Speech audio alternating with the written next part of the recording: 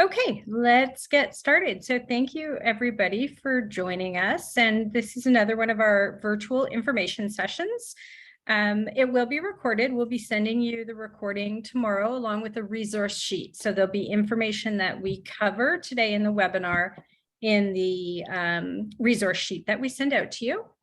I'm Jen and I'm in marketing at Trexo. And I've got a couple of my colleagues and I will let you guys introduce yourselves. Allie, you want to go first?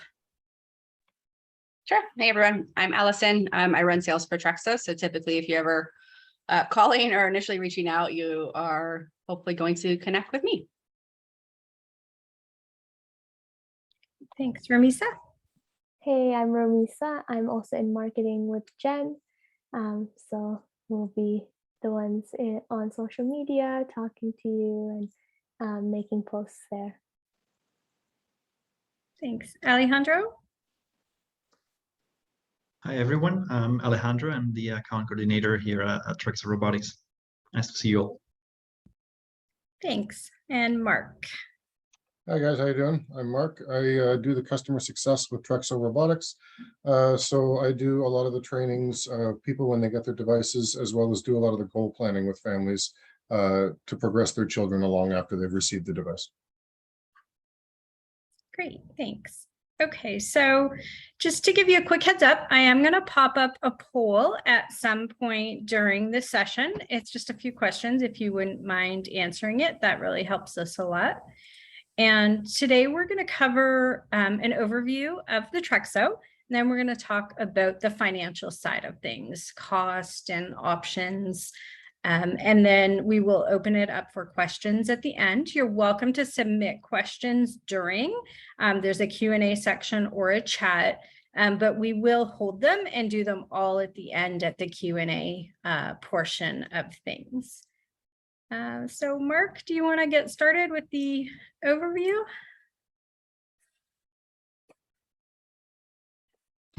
I'll take my mute off. So basically, the Trexo is a combination of two different things. It's the Riften Dynamic Pacer with our robotic legs and battery box on top of it. So it offers all the functionality and adjustability of the Riften Pacer. And as you know, we can make those fit for basically anybody. Excuse me. And we have robotic legs that will fit leg lengths to accommodate the different sizes of Riften Dynamic Pacer. We typically use the Riften to obtain the postural alignment that we're looking for in the kiddos. So a big piece to the whole puzzle here is getting your kiddo in an upright standing position and in a nice comfortable walking stance. So we use the Riften to obtain all that through the different pieces on the Riften, the chest prompt, the arm prompts. And then usually what ends up happening is children get stronger with the device over time. And then we start to loosen up and kind of remove the support mechanisms in the Riften Pacer to make it more reliant on the child as they develop and get stronger with the use of the device. Great, thanks. And I just want to say one thing that I meant to say before, so I'll jump in and say it now. And so for those of you that don't know, Mark's son, Mitch, uses a Trexo and just celebrated a major milestone and accomplishment. He achieved 1 million steps. And so that's something that was just about a week ago that we all got to celebrate with them. And it was a real special moment. So I just wanted to share that. Thanks, Jen. Yeah. Okay, so yeah, so basically the device is adjustable in a whole bunch of different ways. And we're able to accommodate for things like contractures and tightness on the hips and on the knees. So when we're developing a gait pattern for your child, what we can do is take into account the range that they're comfortable in movement currently, and then figure out a gait pattern within that comfortable range that they currently have, in the hopes that over time that we can add a little bit of stretching in places.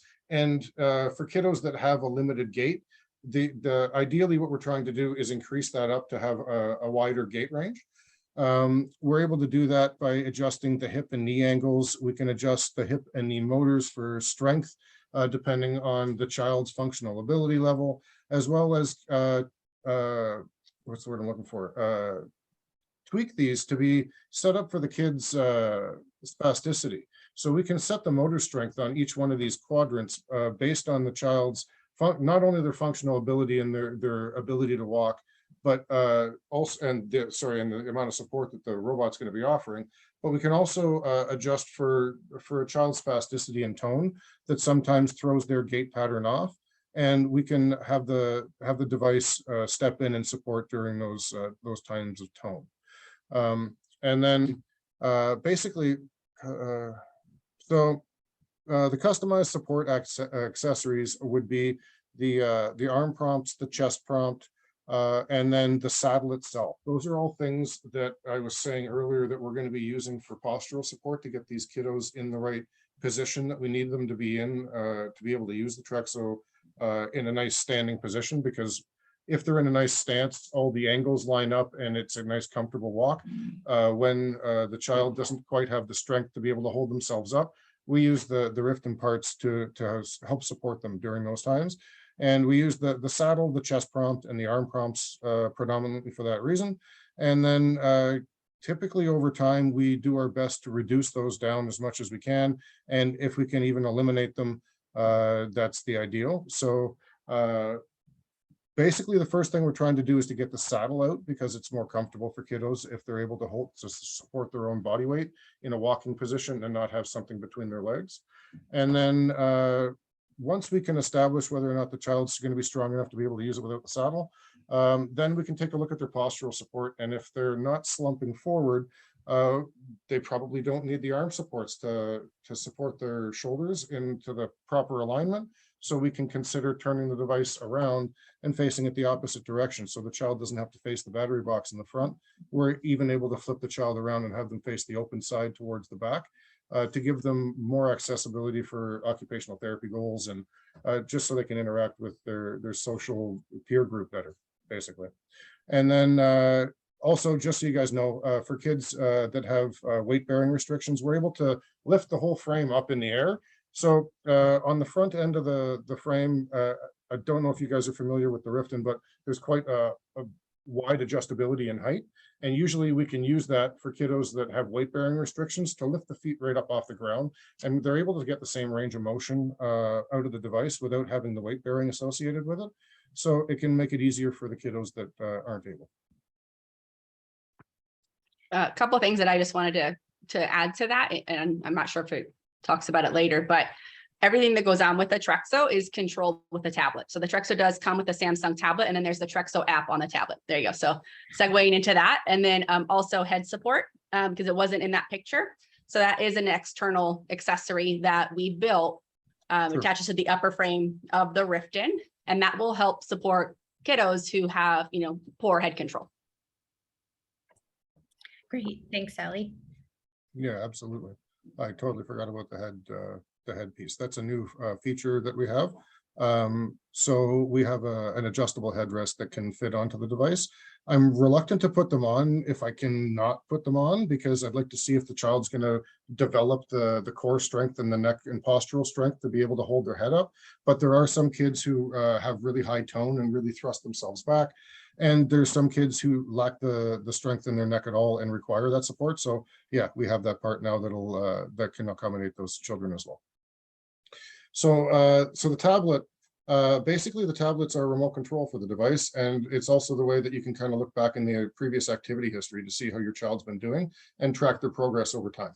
So if it was a clinic device, which these most likely aren't, you could put multiple users in there. But for the most part, when we're talking home devices, you're going to set this device up for your kiddo in a 3-hour presentation with myself or one of the other customer success managers, where we set up all the angles and the gait pattern and all the different support forces that are going to be tweaked specifically for your child, and get this thing tailored to them as best as possible.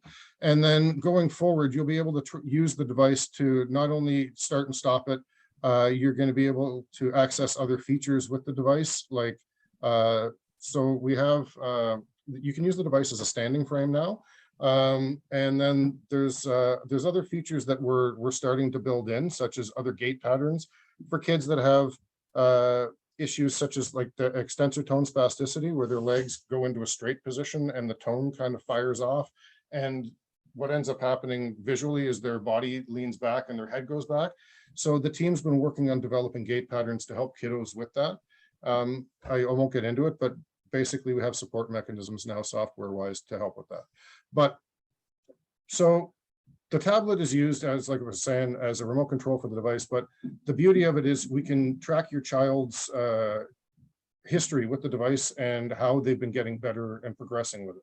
And we do that by following their initiation scores, which is how much effort that they're putting in, because the robot's tracking how much effort the kiddo's putting in when the kiddo's using the device.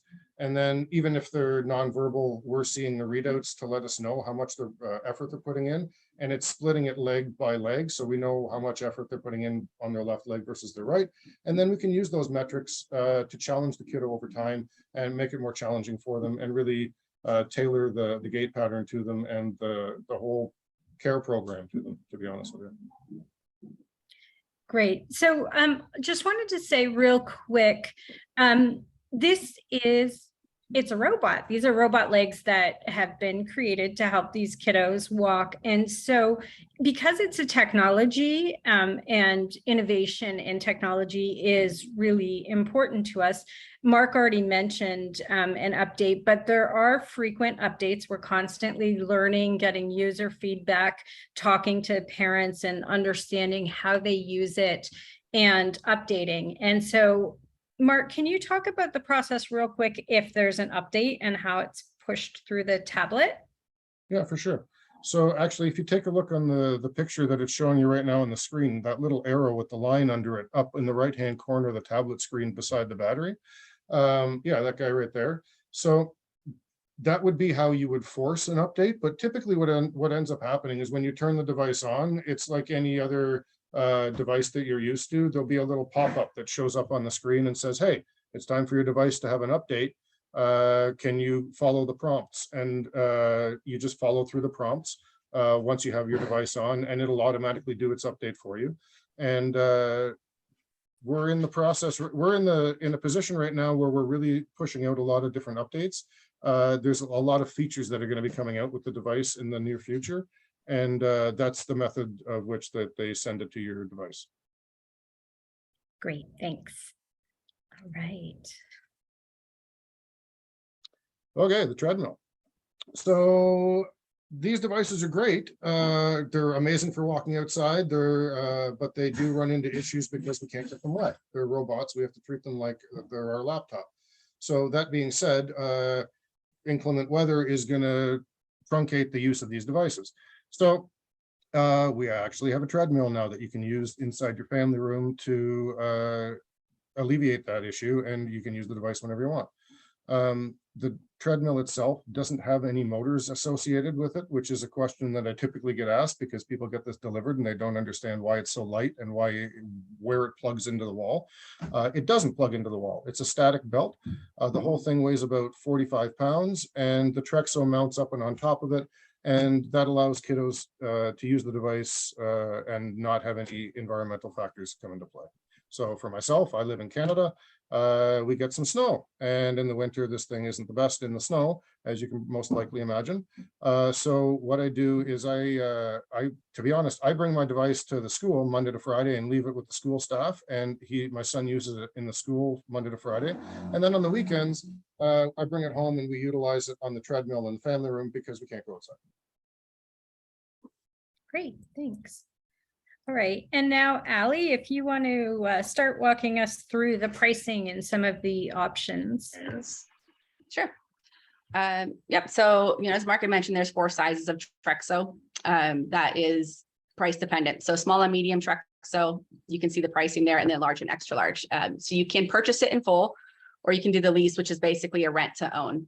Outright purchase for a small, medium, $34,900, large and extra large, $39,900. And it's actually home devices. It's 3-year warranty. Okay. So, and that's just clinic.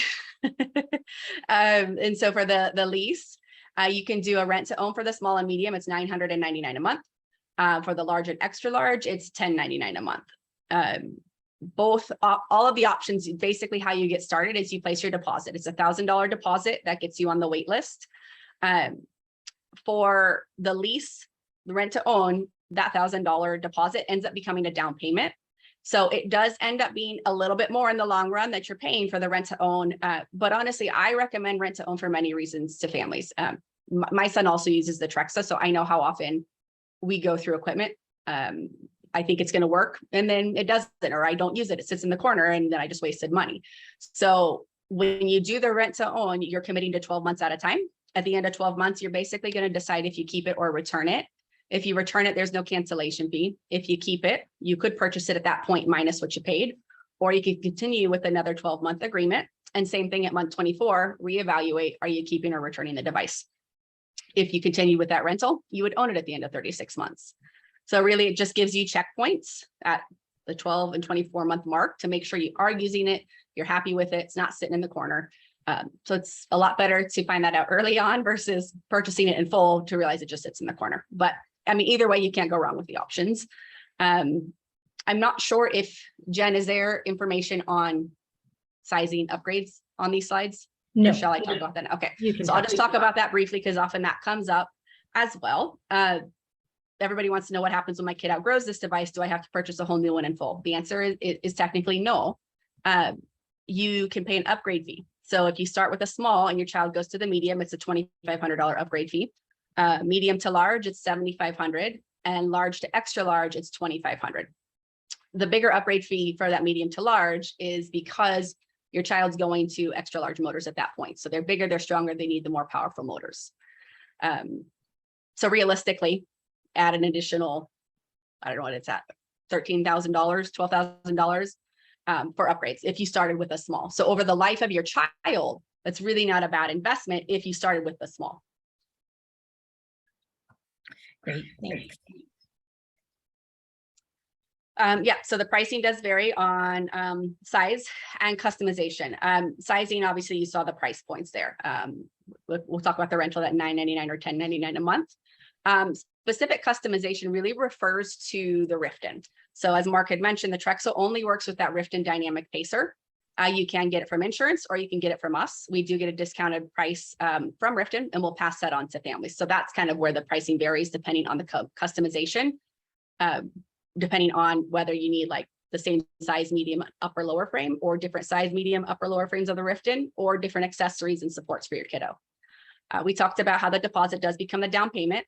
I will mention if you did the outright purchase, that deposit basically comes off the purchase price.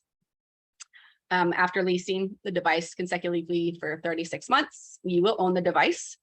And if you wanted to purchase the treadmill, it is $1,000 flat fee, one-time fee, but it's not currently available for extra large Trexo. So it's something that we're trying to figure out.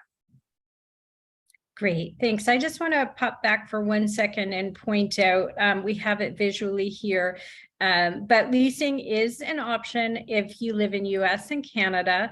If you are international outside of those countries, you do have to do a purchase in full. Thank you. So this is just an overview. We'll have a slide for each. So these are the topics that Ali will go into with you guys. Hey, so that's Mark and his family on Mitchell's 1 million steps celebration. So let's talk a little bit about fundraising. I think as parents, we all know fundraising is an option. You know, that's oftentimes what we have to do because things are very expensive in this space. So a couple options that we want to bring to light outside of your traditional GoFundMe's, crowdsourcing, things like that we all know about is Help Hope Live. They are a nonprofit organization. They're based out of Pennsylvania. And they're essentially, kind of think of them as like your personal fundraising coach. So you can connect with them. They will work with you to help give you ideas on ways to fundraise. But in addition to that, they offer an online platform, which is similar to a GoFundMe. The benefit to using them is they're a nonprofit. So every time your donors make a donation, it's tax deductible. So think anytime you think of a business and they, that's incentive for them to donate because they need to make donations throughout the year. So they could actually donate to your cause and they would get that tax write-off. But also them being a nonprofit, how it's funneled through, this does not count as income towards you. So when you use a GoFundMe, you have to be careful because that could technically look at income for you, which depending where you're at, it might affect benefits. Help Hope Live, this won't affect your benefits. The next one would be Make-A-Wish. So we partnered with Make-A-Wish on a Wish to Walk experience. From a national perspective, they send out this information to all chapters. So your local chapter should have information about it. If they don't, feel free to have them contact me. I'm happy to chat with them and explain it. But what this is, it's this Wish to Walk experience. It's either 6 months or 12 months that they will cover for you to have the Trexo. Just because of budgetary things with Make-A-Wish, they will only cover things up to a certain amount just to allow for room for all families to have a wish. So this is how we got around them not purchasing the Trexo. We can do this experience. You'll have it for either 6 months or 12 months, just depending on your chapter's budget. They have to choose because their budget is different in every state. But after that, you can convert it into like that rent to own option. So if they paid for, the 6 months of use or the 12 months for use, then that's good. Then you just convert into, 2.5 years or 2 years to where you're doing a rent to own. Great, thanks. And I wanted to mention in the resource sheet, I will be sharing some fundraising tips. And we have, I think it's 4 families who successfully did fundraising to get their Trexo. And they've shared helpful tips and information and some really great insights. So that will all go out to you in the email that you get tomorrow morning with the replay of this session. So you'll be able to review it. And then at any point after that, you can connect with Ali if you have any questions, things that you want to discuss. So I was just going to say, so we have some, for people that are in Canada, we have some grants and that we've listed that we're aware of, and those will go out on the resource sheet. And Ali, did you want to comment on anything in the US? I assume you guys will include that link for the grant resources as well for US. And there might be some like cross grants that go into Canada as well on that list. So it might be beneficial for even Canadian families just to peruse through that list, because basically we just did a dump of like, what is all the grants that we know of and put it on a sheet. So it's hard for us to remember the criteria because every grant is different. The one thing I want to point out here is because families, what's not on that grant resource list, also think about looking in your community. There's a couple families that have their Trexo fully funded by just a local organization. So they might not be these big grants that everybody knows about. They could be in your community. They want to help support someone local. So think your YMCA, United Way, Lions Club, Rotaries Club, Kiwanis. They're all humanitarian organizations that do want to get involved in their community and support a local cause. If you have multiple grants, we'll take them. So it can be 1,000 here, 5,000 there. We'll basically credit your account. There's no limit to like the number of grants that we'll take.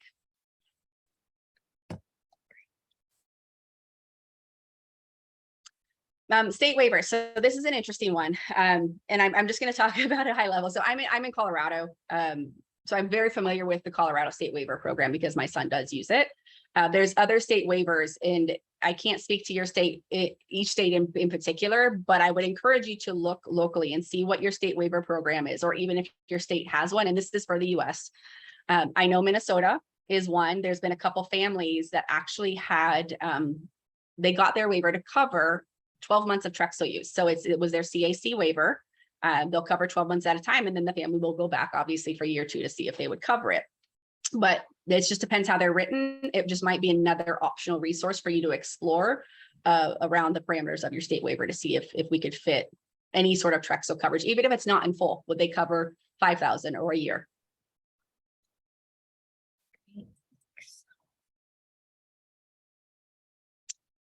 So insurance, it's another hot topic that comes up a lot in conversations when I'm talking to families. High level, we don't have pre-approvals for insurance in the US. Canada, I'll just say Canada, we've never actually had an approval at all in Canada.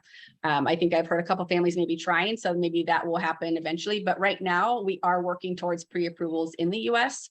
That just comes with time because the Trexo is the first device of its kind. We have to build that space. So we do have studies underway. Obviously, they got paused when the pandemic happened, and for the most part, they've all resumed. So they're independent. We don't control when they wrap up, but when they do, our goal is to kind of take that data to insurance to fight for pre-approvals. In the meantime, we do have families trying, and I would encourage everyone to try, because the worst they can say is no. But just know we don't have an insurance department, so you do have to do the legwork. You can work with your therapist or your doctor to submit to your insurance, or you could actually even just call your insurance in general and ask them if you wanted to submit a claim to your insurance. How do you go about getting a prior authorization? What do they need? Where do you send the information to? What we can provide is template letters of medical necessity and other supporting documentation to help you build that case to submit to insurance. We have had 4 families get coverage. 3 were private insurance, 1 was a state Medicaid. 2 private, well, we have 1 was out of Massachusetts called Always Health Partners. 1 was Aetna out of California. The 3rd private was Blue Cross Blue Shield out of Illinois. So all 3 of these families, well, 2 of the families had the Trexo. They say they used it for maybe 6 months to a year, and then they actually submitted to insurance to ask them to cover it based on all of the benefits and the gains that their kiddo has made. Of course, they went through appeals, fought it, and on the last round of appeals got it covered. The 3rd mom she didn't have a Trexo. She traveled to one of the local hospitals, had a session, and took the data from that session, included that in her letter of medical necessity to support justification. They didn't cover it in full. They actually covered it for her for a year. So she'll have to go back for year 2 for the authorization. And the last family was, honestly, I'm still not sure how it happened. I'm still shocked by it. It was straight Medicaid out of Kansas. This family never tried it, but they had a great letter of medical necessity. They actually used ours, but the doctor did a great job, supporting all the documentation, and Kansas Medicaid covered it. The one thing I want to say though is private insurance, they can pay us directly. If you go through Medicaid, it gets a little tricky. And so we'll have to, I'll have conversations with you around what that looks like, but just know we'll have to work with a DME company. Medicaid, we are not contracted with. They cannot pay us directly, and they will require a contracted provider, which means you'll have to go to essentially whoever provides you equipment. But we'll have to talk about what that looks like of who will actually work with us, because there's a handful of the bigger DME companies that don't necessarily want to work with us right now. For markup reasons, but other like local mom and pop shops seem to be a bit more open to it. So happy to have those conversations with you if you guys want to pursue that route. Great. So that covers the financial piece of it. But since we're talking about insurance and talking about sort of that supporting information, I realized we didn't talk about some of the benefits that the kiddos are getting from using the Trexo. So both Ali and Mark, do you guys want to talk a little bit about the benefits that parents have been reporting and that your kids have been experiencing? Sure, I'll go first.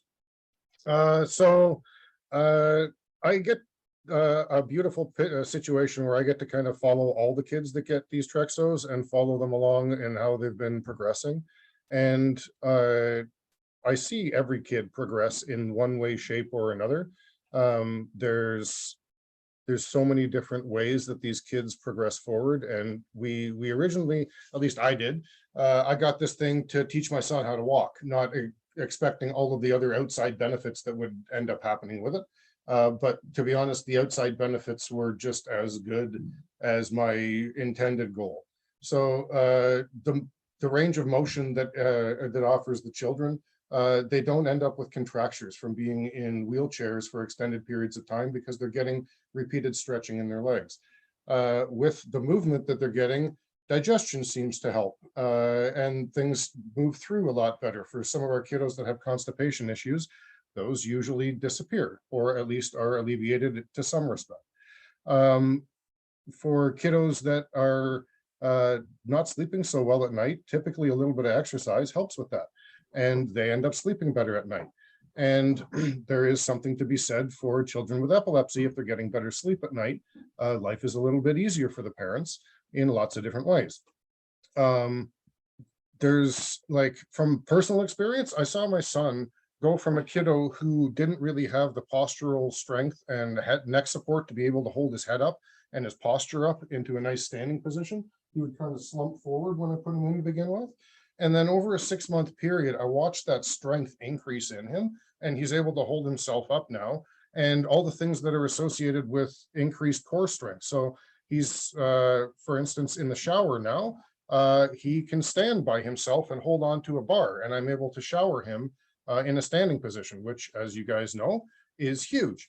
And then there's like, okay, so he used to have aspirated pneumonia and swallowing issues. The increased neck strength and postural support, one thing led to the other, and he was able to eat solid foods and not choke anymore.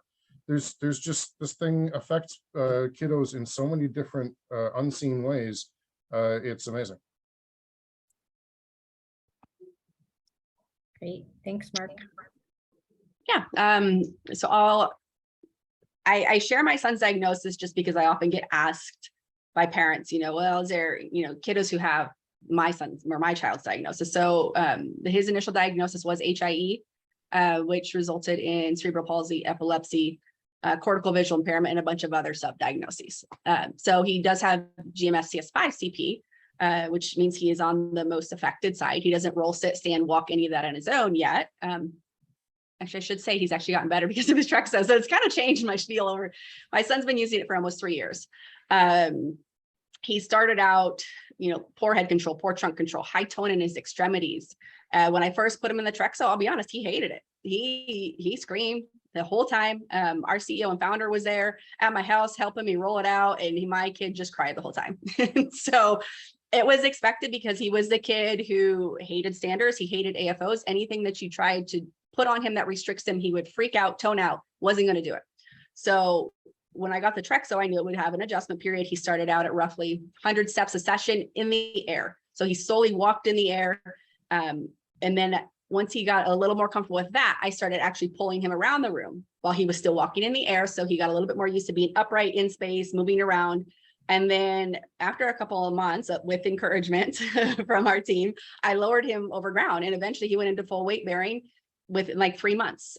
So he went from that 100 steps a session to fast forward today, roughly 2,000 steps a session, and he's in it every day. Whereas it was initially 3 times a week. That's what he could tolerate. So he went from poor head control to being able to have, he still needs support if he's tired, and maybe if he had a seizure, but he does significantly better in holding up his head. He's more comfortable in standing. He still doesn't really care to be in the standard and restricted, but he will go in standing more comfortably. He learned to initiate steps because of his Trexo. He wasn't able to do this before. He was a kid who thought he had one leg, wanted to stand on his toes. Now he learned reciprocal motion. He qualified for a gait trainer, and he's about to get his second gait trainer, which is the kid walk, because he's doing so well. Like Mark's son, his swallowing improved, his vision, which shocked me the most. His vision improved. He didn't qualify for a communication device prior to his Trexo. 6 months into use, it was in the middle of the pandemic. We weren't doing anything else except Trexo. 6 months into use, he started using his vision more, and he qualified for a communication device. And when I asked the vision therapist about this, she said, absolutely, it makes sense because vision, movement elicits vision. So it's connected. So him walking around in Trexo in space encouraged him to use his vision and look around more.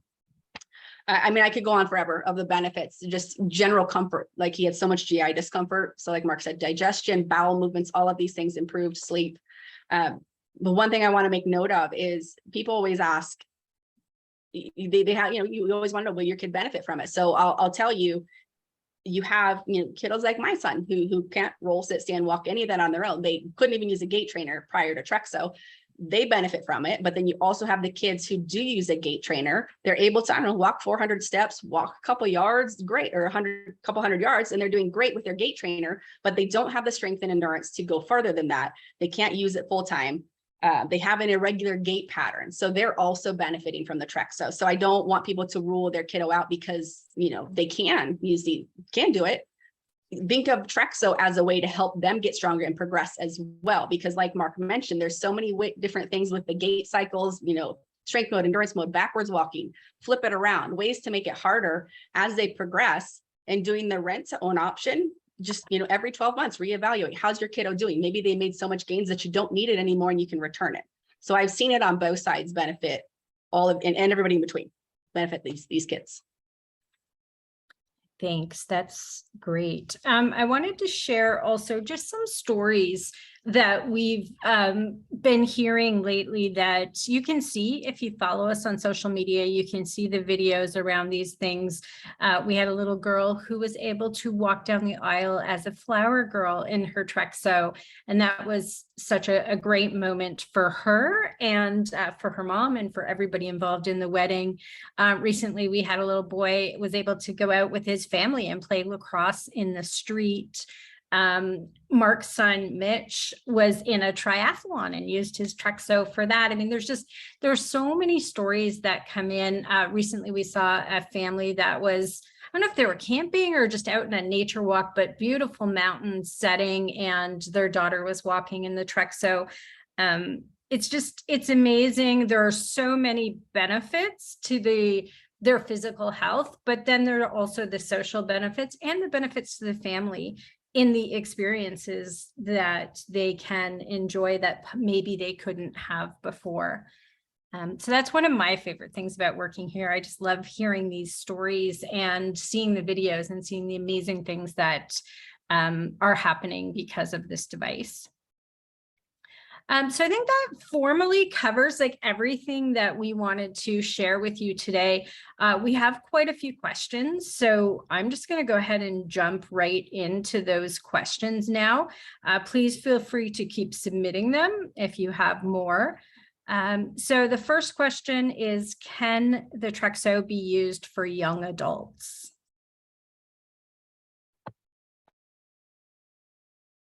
Allie, I can answer it. Sure. I mean, Mark and I both, we all know the answers. It really depends on their leg length, but ultimately the height, right? So leg length is what determines the size of Trexo. But realistically, max height, we say, is roughly 5'9", depending on their leg length, but the max weight is 150 pounds. So we have had young adults in the Trexo, using the Trexo, even older adults. We'll test it out. We do a very thorough internal assessment to make sure it's safe and appropriate for people before we will actually sell it. So that comes after your deposit. But I mean, I think we're kind of the company that we'll look at it. We'll always try if we can. And if it doesn't work, we won't sell it to you. Mark, you want to add anything to the sizing? No, you banged it out. Great, thanks. Okay, next question, Mark, is for you. And that is, Mark, is the Trexo used with saddle if needed? Yeah, so typically when a kiddo's getting started in it to begin with, it all depends on the child's functional ability level. But usually when a kiddo's getting into it in the first time, they're not super strong in that way. So we end up putting the saddle on to begin with, and then figure out their gait pattern and figure out their sizing. And then over time, we'll end up removing the saddle. Some kids are faster than others, depending on how strong their core and their legs are, to be honest with you. And I've even had some kids that we can start without the saddle, but it's very, very rare. Okay, thanks. Next question is, how is it possible to get a unit in Europe? So it's essentially the same process. Obviously you can have a conversation with me. We'll typically connect. If not through email, we can set up a time to chat via Zoom. I'll answer any of your questions you have, but first step, same thing, place the deposit, $1,000 gets you on the wait list, and then go through the assessment process. But that major difference is it does have to be purchased in full, but all of the support and training that we provide for everybody in the US and Canada, same thing for you. We'll do everything, all the training remotely via video chat support. We do have a Trexo chat app that's a direct line of communication between us and you, so nobody else is on that channel. So you can send us questions, videos, pictures, whatever's going on, communicate with us through that. Mark and his team will also do check-ins with you. So as your kiddo grows, to help maybe adjust the settings, the gait pattern as they progress, whatever's going on, we're there to support you. It's all the same. It's just you're in Europe and it just has to be purchased in full. The one other difference is we can't ship it directly to you. So being in Europe, there's some countries we technically can ship to, but can't ship to Europe. You would have to have someone, maybe ship it to you from the US or Canada. We also work with a courier service, so we could talk about what those details look like. Or if you really wanted to travel all the way to Canada, we could set up a time where you come to our office and you can take it back with you. Great, thanks. Okay, next question is, how is it possible to adjust hip knee contractures? Is there any limit, and is it possible to work out muscle strength? Okay, I'll take it. So the device is, we have a lot of kiddos that have contractures that use this device, and we're able to set in each one of those quadrants, basically, up to a 15-degree contracture in the gait pattern. So if your child has up to a 15-degree knee contracture, we can just factor that into the regular walking pattern, and it's not going to change it. Same with a hip contracture. If they're not able to go into hip extension by 15 degrees, we can adjust for that. But if the child has a greater contracture than that, and this is going to be going to a home device, we can even go further and put in wider contractures up to about 20-25 degrees. And then once we get past 25 degrees of contracture on either the hip or the knee, what's going to end up happening is the range of motion gets limited. We're still able to get some range of motion. That's not to say that like it would negate your child for any reason. It'll just be a more limited range. And what we'll most likely end up doing is lifting your child up off the ground so that we can get the range of motion, in the hopes that over time we can get a little bit of stretching in there and increase that range of motion.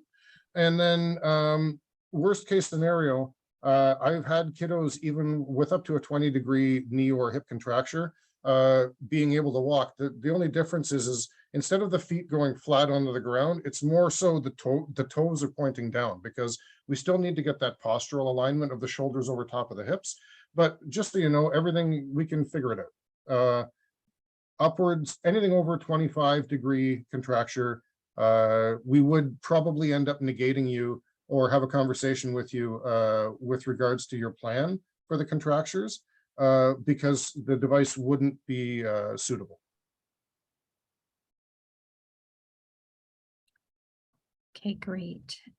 Thank you.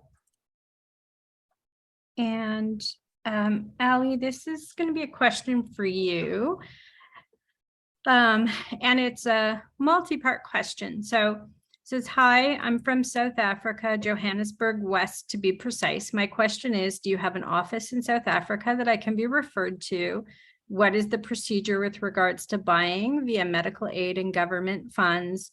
And they want to purchase for their little sister who is 16 years old and want to know if there's a Trexo that would accommodate her. Sure.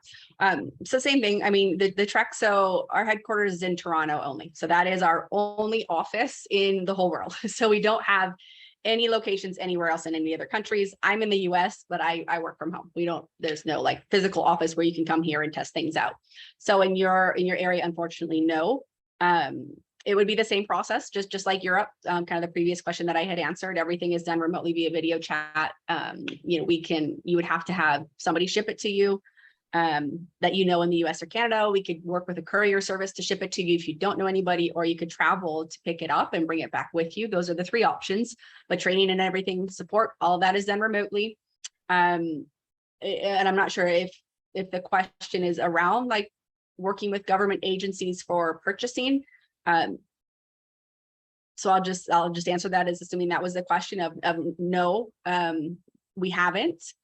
But it would be, you would have to purchase it in full in order for it to ship out. And if she's 16 years old, it's more height. It's not necessarily an age range of if they can use the Trexo. It would really be dependent on her height. So if she is under 5'9", then realistically, yeah, and under 150 pounds, yeah, she would fit the Trexo. Great, thank you. And so we have another question that's very similar. I just want to make sure that we are acknowledging everyone's questions. So this question is, we live in France. Is it possible for you to send the Trexo? Yeah, it's the same thing. Doesn't matter where you're at. I mean, if you're not in the US or Canada, we have to look at those other options. If you're in the US or Canada, we can ship it direct. And I will mention, in the future, there will be, I don't have timelines because they don't have their devices yet. So Swim Lab in Lanzarote, I think, I don't know if that's how you say it. But they do have a Trexo. So you could travel there to use theirs, assuming that your child fits their device. So that's the key is most of these places only have one Trexo. So you got to make sure they fit it. There's a couple other countries that will be getting Trexos in the future for clinic use, and we'll roll those out on our social media when they happen. Great, thank you. And next question is, once you make the deposit, how long is the wait list? Yeah, so right now we are reserving for January 2023 delivery. It does fill up first come, first serve. So my encouragement is to place your deposit the sooner the better, because I will tell you, I know this next month is going to be a very busy month for us, and I'm very confident that our wait list will get pushed out further. So if you are even thinking about it, I would say go for it. If we determine in that assessment your child is not a good fit, we will refund that deposit back to you. If you change your mind at any point when you're on the wait list, we will refund that deposit back to you. I guess the other thing to mention is that no other payment is due until like prior to delivery. So we will reach out again once we get you through the approval process to make sure you guys are ready for the Trexo. And if you are, great, that's when your next payment would be due. But if you need more time for whatever reason, you're fundraising or something came up, that's fine. We can push your delivery date back. You just have more flexibility to choose your delivery date when you're on the wait list versus waiting until that month of it when you actually want it. We're very busy. We're growing very rapidly, and I'm not sure when that will actually happen to where you want it in April. I'm going to wait till April to put it down. You'll be waiting a little bit. Yeah, and I just want to add, because once you do receive the Trexo, you do have 2 weeks to trial it. And if you feel that it's not a good fit, then you can get a full refund of everything. Minus the shipping. Minus the shipping. Yep. Yeah. Yep. Thank you for pointing that out, because that is a very big piece of it. If a lot of people are unsure of, is it a good fit? This is a big commitment. But that 2-week trial, that's when you'll know if your kiddo is a good fit or not. Great. And Alejandro has been real quiet, but always here in case we need him. And he's in account coordination. And so Ali mentioned if there are things like delays, if you need a bit more time, if you're fundraising and you need a bit more time, he would be in communication with you and coordinating so that everything works out as, as best as we can accommodate your circumstances. There's no penalty for needing to push it out and receive it a little bit later. As Ali said, if it turns out that it's not a good fit, if something happens, if there's an injury or a medical thing, the deposit could be refunded. So we work very closely with you based on your needs. Alejandro would be the one that you would be talking to at that point. So as Ali said, placing your deposit, going through the assessment, determining if it is in fact safe and beneficial for your child is a great next step for people to, really at least have the information about what the total cost would be and about whether your child would benefit, and then kind of go from there. Okay, while I was rambling on, we got some more questions. So this one says, sorry if this was already talked about, I'm late getting on. My question is there a particular treadmill that fits with the Trexo? Sure. Yeah, we have a treadmill that works with the Trexo. It is about 45 pounds and doesn't have any motors or plugins anywhere because the Trexo is all the motor that you need. And if I'm not mistaken, it's $1,000 plus shipping for home devices. And yeah, it kind of gets rid of all of the inclement weather situations that would negate your abilities to go outside for a walk. Yeah, and just to clarify, it's not something that you can actually just go purchase on Amazon. You don't want to buy a commercial belt. It's we do have families that are like, I have a treadmill, I use the light gate. Can I use it? No, and I'll let Mark explain why.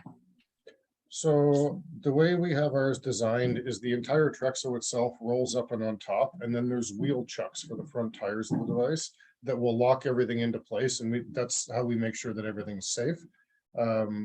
the other treadmills wouldn't have that stuff. Awesome, thank you. Okay, next question. You have discussed software update and that it's easy to update. How do you update hardware for existing customers? Also, is treadmill additional cost any particular model that works? So we kind of covered that last bit. So hardware upgrades typically are only required at times of upsizing. But if it's because of parts that are wearing down because of just general use, we have a chat app that we end up setting up with all the customers. And that's how you would communicate with me that something is looking worn down. And I would just have you take a picture of it and send it to me.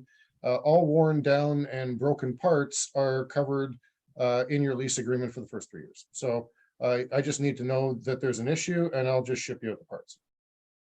If the parts are difficult to do replacements on, then what we do is we end up booking video chats with you and we do the repairs with you in a Zoom video call so that we can make sure that everything is done properly. And so you guys can feel confident that everything's done properly. And I do want to mention, because people, I think, can get overwhelmed when they hear like maybe they have to fix something or they're setting up their Trexo initially. The Trexo is very user-friendly. For us, it's probably one of the easier pieces of equipment that we own. Like when you have to adjust a stand or anything else, there's just so much that goes into it. You have to wait for your rep to come out. The Trexo is not set up that way. Yeah, everything on the device can get changed out with the set of Allen keys that we sent you. Great, thanks. I'm actually gonna field the next question. And so that is what hospital in South Florida to try it out. And so I will include in the resource sheet, or you can also go to our website and go to locations and you can see what hospitals or facilities have a Trexo that you could book an appointment with. Of course, if you're willing to and interested in traveling to Toronto, we could also always welcome you at the office and make an appointment for you there. And on also, I just want to make sure everyone's aware, the resource sheet that is getting sent out, there may not be the ones on there that have not rolled out yet. So we have several in the works, just finalizing paperwork process, payments and whatnot that haven't been shipped out, haven't gone through training. But when these do get rolled out, keep an eye on our social media or our website, because there's probably going to be some more that's closer to South Florida that's not going to be on that list. Great. And then the other thing to point out is that everybody on the webinar at the event today is on our mailing list. So unless you unsubscribe, you will also get email updates. And we will also, if you're not following us on social for whatever reason, you can also check your email and we'll update you as we have news on new facilities. We have about 6 minutes left and we still have a bunch of questions. I love the participation in the questions today, so I'm going to keep burning through. So this question, it says, my son is 6 years old. What size may he have when he will grow up? How many times can he use the Trexo? Sorry, my English is not very good. And your English is great, Elodie. And Ali, we've kind of addressed this, but if you want to, or we have addressed this, but if you want to. Yeah, again, it's based on height. So it's hard to say. I mean, he was 6 years old, like it could be a big 6-year-old or a small 6-year-old. We have, I think, a 2-year-old that initially got in a large Trexo, which is was a big 2-year-old. So really it's dependent on their height, their leg length, and we could probably give you a better idea, but growth, each size does have room for growth. It's adjustable at the thigh length, shin length, seat height, frame height. Once they officially outgrow it, you just pay that upgrade fee to go into whatever next size Trexo they need. And on top of that, you would also obviously have to get the next size Riften at that point as well. But happy to chat, if it's more specific questions about sizing and whatnot. I know Jen will share our contact information, but happy to chat with anybody further who has questions. Great, thanks. Okay, so got a thank you from Michelle for a good explanation. So thank you for that. We do have another question on the estimated waiting period. We already covered that. And just in case you missed it, the short answer is we're reserving for January of next year right now, but we expect that to change quickly as we continue to grow and are quite busy. Okay, another question. On the assessment, what is it that you look at that will qualify one to get a Trexo? What is the criteria? So we look at lots of stuff. We're looking at, what I'm looking for is I want to see your child's history. I want to make sure that the Trexo is going to be suitable for them, that they're not, it's not going to be uncomfortable for them.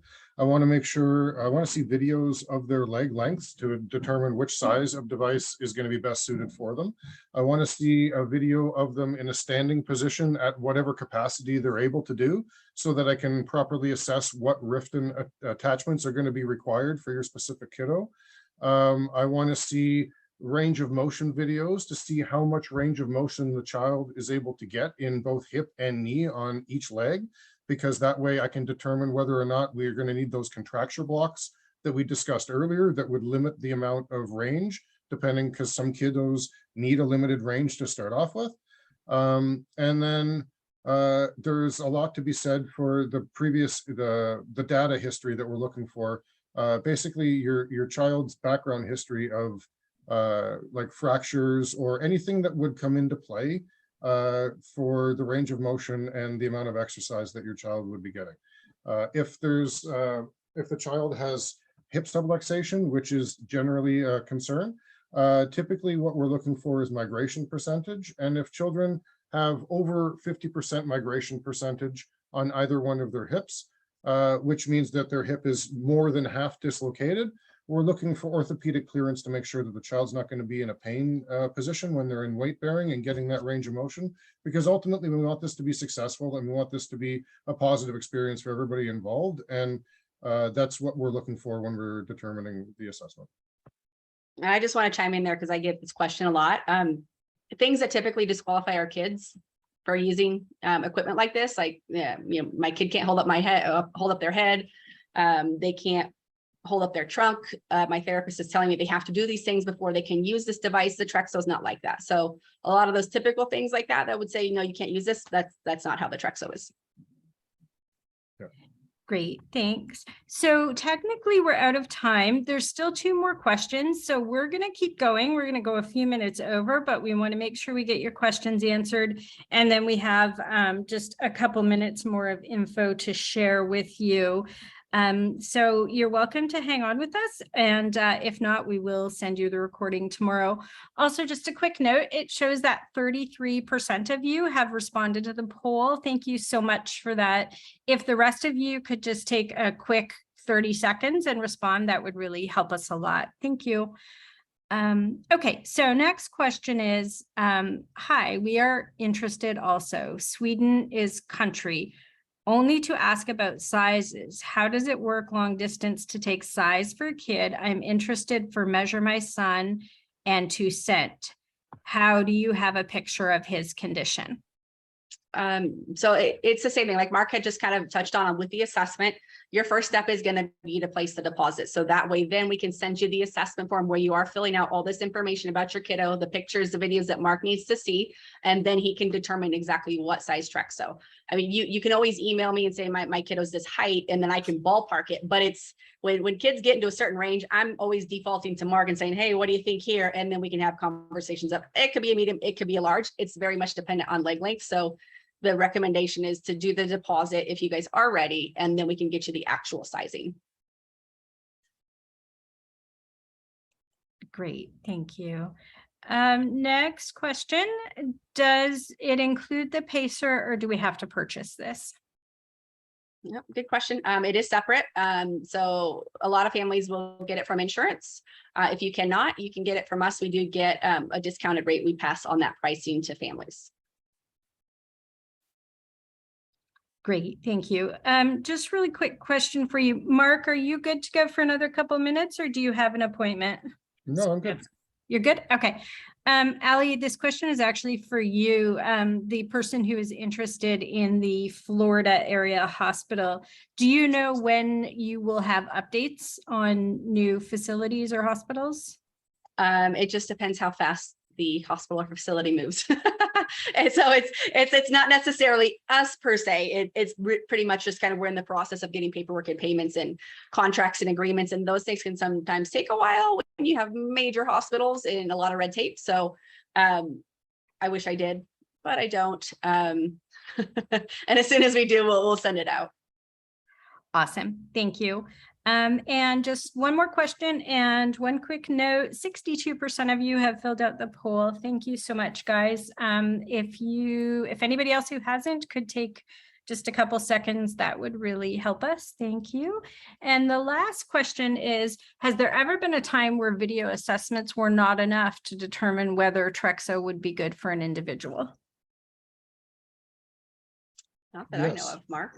I've had videos that are really hard to determine things from. And what I end up doing is asking for more information and more videos. So I'm not going to push somebody through the queue until I'm absolutely certain that everything is going to be what we're looking for, and the family is going to be as content as we're looking them to be. So if I don't have enough information from videos and from the assessment, I ask for more. And then at the end of the day, if I absolutely have to, I can defer to Joanne Weltman over at Smile Therapy to have a discussion for any certain situations that I'm unfamiliar with, just to have a second glance. Okay, so just in summary, we've always been able to find a way to make it work remotely, and sometimes it just requires another attempt at videos or more information. Yep. Okay, we have one more question come in, and I'm going to call this the last question. And so it is, have we ever worked with New Motion Mobility? Yes. So that was our one Medicaid approval. Out of Kansas. And after they approved that, unfortunately, they said no more orders for Trexo, just because the pricing model they wanted set up, we couldn't come to an agreement with. So we still do a lot of the legwork with the Trexo. Like they're processing it through insurance, but we still do everything else. So it's just kind of one of those hard areas that we've got to figure out how to make this work in the long run for families. And I can tell you, if you work with New Motion, they won't do it. So we would have to have conversations of what other DME companies are in your area. Great, thanks, Allie. And we got another thank you on there. Okay, so that's it. Ramisa is just going to share a little bit of information, another minute or so, and then we'll be done. Yeah, thank you everyone for such great participation today, and it was so great to hear your questions.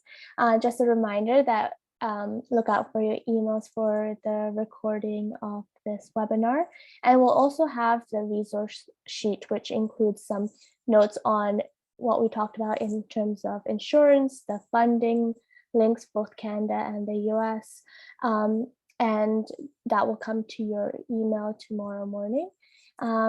And yeah, make sure if you are curious about the locations to check and follow our social media at Trexo Robotics.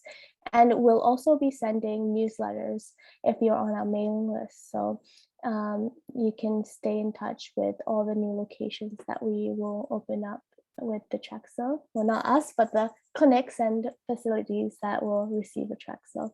So thank you, everyone. And just want to point out real quick that it will be on the resource sheet, but also on our screen is our contact info. If you wanted to jot anything down, it's also accessible on our website. You can message on social media. So there's a whole lot of ways you can track us down, and we're always happy to talk. Thank you, everyone. Thank you to my Trexo colleagues. You guys are awesome as always. Really appreciate that you do this. It helps us get good info into people's hands. And again, thank you to you participants for spending the time and asking such great questions. Thanks, everyone. Thanks, everyone. Bye. Thanks. See ya.